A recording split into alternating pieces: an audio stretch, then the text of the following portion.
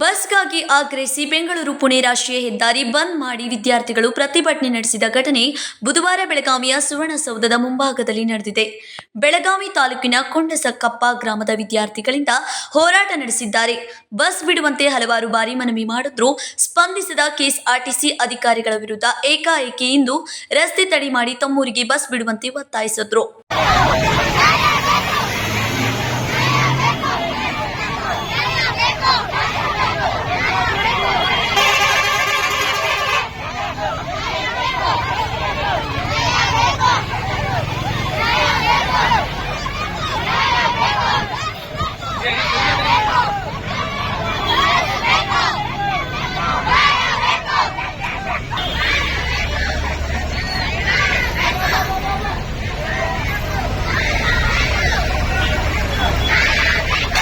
ಶಾಲೆ ಕಾಲೇಜಿಗೆ ಹೋಗಲು ಅನಾನುಕೂಲ ಆಗುತ್ತಿದೆ. ಬಸ್ ಬಿಡುವವರೆಗೂ ರಸ್ತೆ ಬಂದ್ ಮಾಡುವುದಾಗಿ ವಿದ್ಯಾರ್ಥಿಗಳ ಪೋಷಕರು ಎಚ್ಚರಿಕೆ ನೀಡಿದ್ರು. ಹೆದ್ದಾರಿಯಲ್ಲಿ 1 ಕಿಲೋಮೀಟರ್ಗೂ ಅಧಿಕ ಟ್ರಾಫಿಕ್ ಜಾಮ್ ಆಗಿದ್ದು, ಸ್ಥಳಕ್ಕೆ ಹಿರೇಬಾಗೇವಾಡಿ ಪೊಲೀಸರು ಭೇಟಿ ನೀಡಿ ಮನವೊಲಿಕೆ ಮಾಡಿದ್ರು.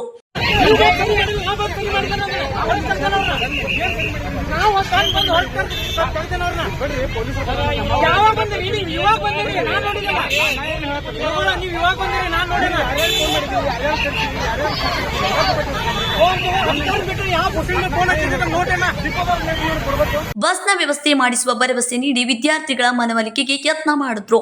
ಸಂಕಲ್ಪ ಶಿಂದೆ, ಕೆಎಂಎಂ ಕನ್ನಡ ನ್ಯೂಸ್, ಬೆಳಗಾವಿ.